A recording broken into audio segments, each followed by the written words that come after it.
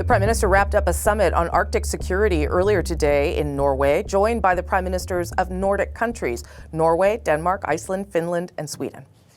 The biggest security threat, physical security threat in the Arctic is Russia. It is welcome, arguably overdue, but welcome that now NATO is focusing increasingly on Arctic security, and Arctic Sentry obviously is a manifestation of that. It needs to be fully developed. And on Friday, Prime Minister Carney announced the federal government's plan to shore up Canada's presence in the north. More than $35 billion will be allocated to modernize the country's infrastructure in the region. Investments to defend our sovereignty and to deter new threats. Investments to connect, build, and transform northern and Arctic communities. Those investments are expected to include improvements to military bases in the Arctic, development and expansion of civilian infrastructure like roads and highways to help connect communities in the north. The Northwest Territories is one of the regions set to greatly benefit from this funding. Two big projects, the Mackenzie Valley Highway, which is a proposed massive all-season highway, and the Tallston Hydro Expansion, which aims to double the territory's hydro capacity. Both were referred to the Major Projects Office as part of the announcement, including the redefined Arctic economic and security corridor. They become the territory's second and third projects referred to the MPO. Earlier, I spoke with the Northwest Territory Premier R.J. Simpson about what it all means. Premier Simpson, nice to see you again. Great to be here. This is a big announcement, a significant amount of money, and a lot of things that have to happen to get to some outcomes here for you. I want to start with the security piece, which you and I have talked about before, modernizing and expanding the military footprint in the north. Tell me how big a deal this is and how it falls in line with what you were hoping for the north. Yeah, so yesterday there was there's been a few big announcements in the north. For us, the biggest ones were our major projects that we've really been pushing for years. But there was also defense announcements as well, and there's been pre-procurement announcements of $5 billion to be spent in Yellowknife and another $5 billion to be spent up in Inuvik, which is a forward operating location north of the Arctic Circle in one of our communities.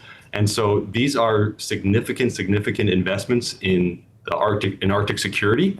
And when you look around the circumpolar world, there's a distinct lack of infrastructure, defense infrastructure in Canada's north relative to the other countries. And so on the defense side, those investments are important for not just for the territory, but for the country and for our ability to defend ourselves.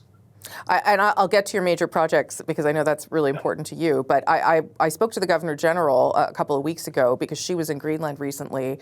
And while it was to open a consulate there, it was also very much in response to the threats of the American president.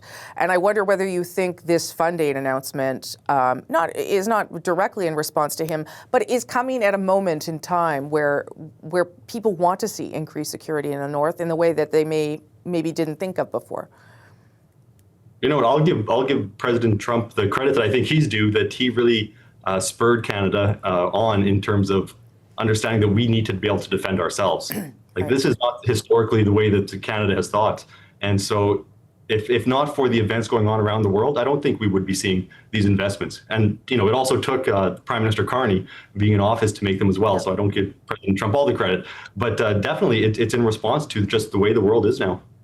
Okay, so let's talk about the Mackenzie Valley Highway, which was referred to the Major Projects Office, which is a significant in and of itself. It would be an all-season highway that will eventually extend all the way to Inuvik, if I understand that correctly. What kind of difference would this make to people? Really break it down for people that maybe don't understand the territory.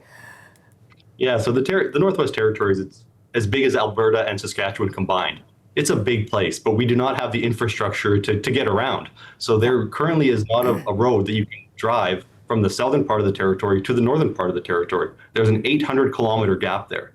And so what this is going to do is the first phase, I'll just talk about the entire thing. I like to talk about it as one highway. The entire highway will connect the communities, which are right now, they're fly-in only, or we have a winter road that we build every single winter that then melts. And that's how they're connected. So just having an all-season highway connection will lower the cost of goods, make housing cheaper, provide more opportunities for community members. It'll make resource exploration and development more inexpensive and spur that on as well. So the benefits of the people of the region, I think they're almost incalculable. as well as going to connect the northern part to the southern part of the territory, and that's going to connect families. There's people here living in Hay River in the southern end who have family up in Nunavut. They'll now be able to drive, from here to there without having to go through the Yukon and down and through BC. So I can't overemphasize what a big deal this is for the people of the Northwest Territories. It is significant, but it's also going to be hard to do, I would imagine, for all the reasons you just said, right? Access is difficult, getting supplies is difficult. What kind of timeline are we talking about realistically? So there are parts of the highway that we're ready to go with, that we're permitted for right now, and so we expect shovels in the ground this spring. But the main construction is going to be next year, possibly the year after, that it's going to begin. But there's already a road connection part of the way up there, so we'll start building from there. It won't be easy though. The Northwest Territories, it is the subarctic and the Arctic. It's a harsh climate, harsh environment. We have permafrost that sometimes it's melting, so it won't be an easy engineering project, but that's the reason it hasn't been done to now, and that's the reason we are in the situation we're in with a lack of infrastructure in northern Canada. So I know that we can do it though. Here we have experts in northern construction, and we have a lot of large companies in Canada that can also do this kind of work. So it'll be a lot of work, but I'm confident that we'll be able to get it done. So, some of your counterparts in the north, I'm sure you know this now, the Yukon Premier Curry Dixon wasn't super thrilled with the announcement, said that the funding neglects 1/3 of the north. What do you make of that? And were you surprised at that reaction? Well, in the north, the territories really have not had the type of investment you've seen in southern Canada. So what we do is we fight for infrastructure investments. And so, he's doing what he figures he needs to do for his territory. Do you see a way that they will benefit from what we're talking about here? Well, there was some announcements related to Whitehorse. Yeah. But I think that in the Northwest Territories, we've traditionally had more jobs than people. And when we talk about mines and petroleum or natural gas development, things like that, we always bring in people from other jurisdictions to work because we just don't have the number of qualified people here to do that type of work. So there's going to be economic benefits for all of Canada, including the Yukon. There are, to go back to the highway, there's an environmental assessment, I think, that's underway right now. And as I'm sure you also know, there are some concerns within some Indigenous communities about it. Chief Danny Godet, for instance, had a slightly more cautious announcement. How are you ensuring that Indigenous communities are properly consulted and brought in on the development of these kinds of projects? That's the way we do things in the north. The days of bulldozing projects through against Indigenous opposition are over. We are a model for free, prior, and informed consent.